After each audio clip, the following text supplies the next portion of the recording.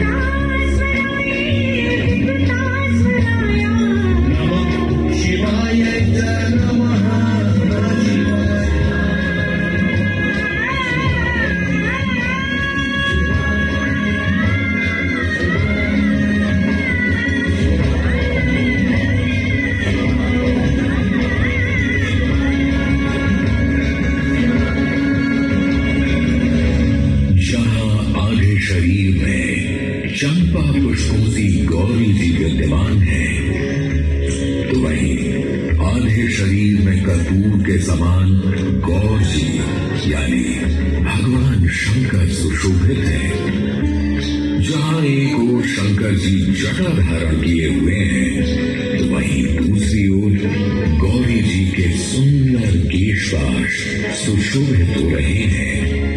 शक्ति के साथ शिव का यह रूप अर्धनारीश्वर रूप कहलाता है। अपने इस स्वरूप से भगवान शिव ब्रह्मा जी को प्रजननशील प्राणी के सृजन की प्रेरणा देते हैं और साथ ही यह संदेश भी देते हैं कि स्त्री पुरुष समान है, क्योंकि शक्ति के बिना शिव शिव नहीं है। ब्रह्मा जी के आग्रह पर शक्ति ने उनके पुत्र दक्ष के यहाँ सती के रूप में जन्म लिया। इन्हीं शक्ति रूपी सती का विवाह भगवान शिव से हुआ, परंतु तीनों लोकों में तब हाहाकार मच गया जब प्रजापति दक्ष ने कनखल में एक यज्ञ का आयोजन किया।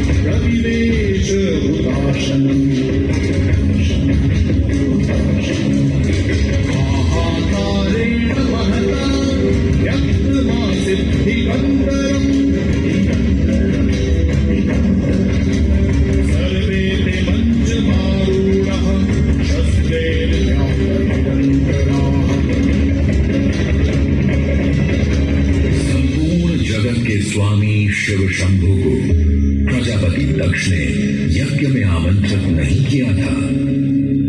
जब सती को यह ज्ञात हुआ तो वे स्वयं यज्ञ में सम्मिलित होने एवं अपने पिता से मिलने कंखल जा पहुंची। वहां उनके पिता प्रजापति दक्ष ने समस्त अतिथियों के समक्ष अपने दामाद शिव की निंदा की एवं अपनी पुत्री का तिरस्कार किया। देवी सती यह अपमान सह न पाई और क्रोधित हो उन्होंने अग्नि कुंड में कूदकर अपनी देह को त्याग दिया। सती की देह का वृत्तांत जानकर क्रोधित शिव ने प्रलयंकारी तांडव प्रारंभ किया।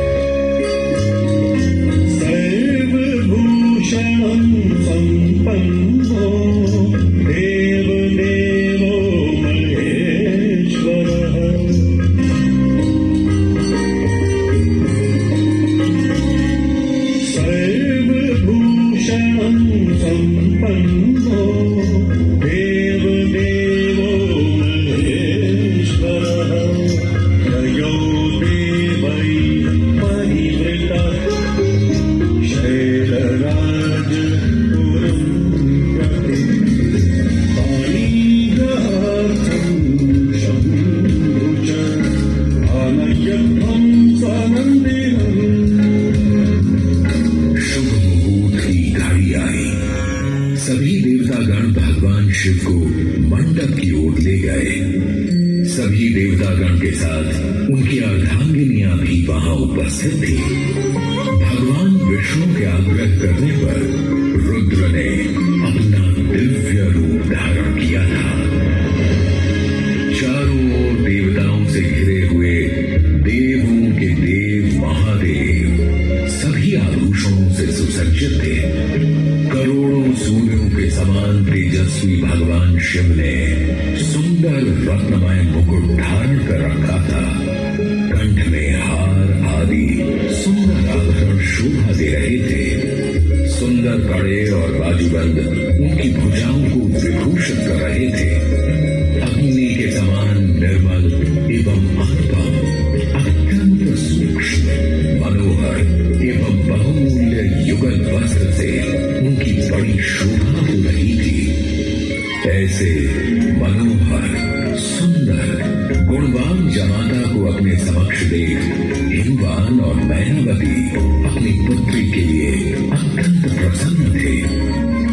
श्रेष्ठ गंधर्व उनका यशगान करने लगे और अप्सराएं नृत्य करने लगी।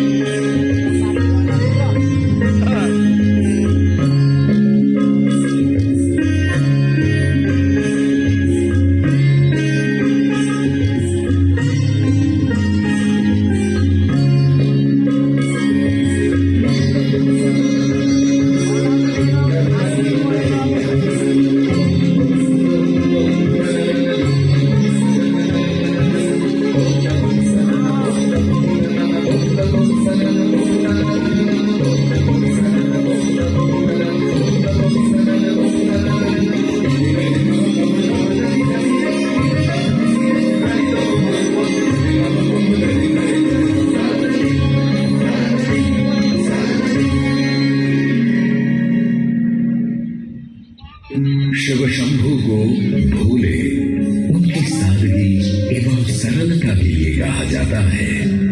उनके लिए सभी भक्त एक समान है, फिर चाहे वे देवता हो या राक्षस।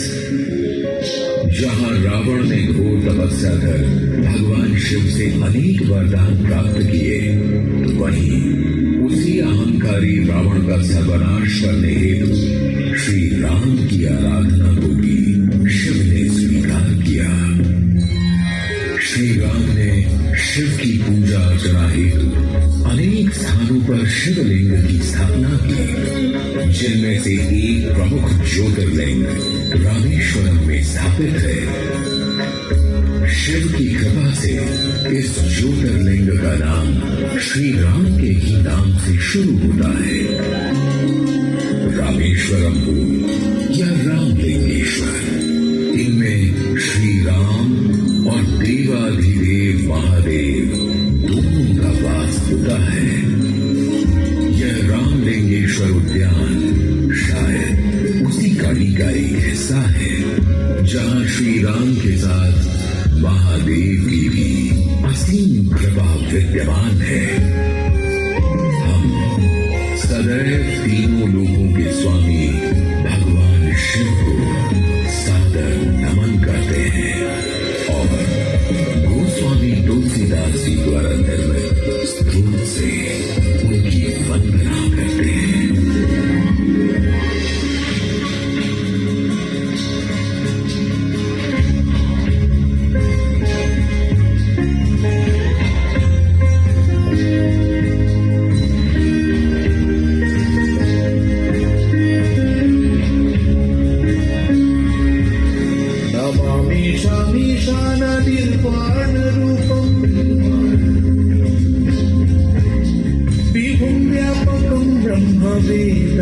स्वरूपम्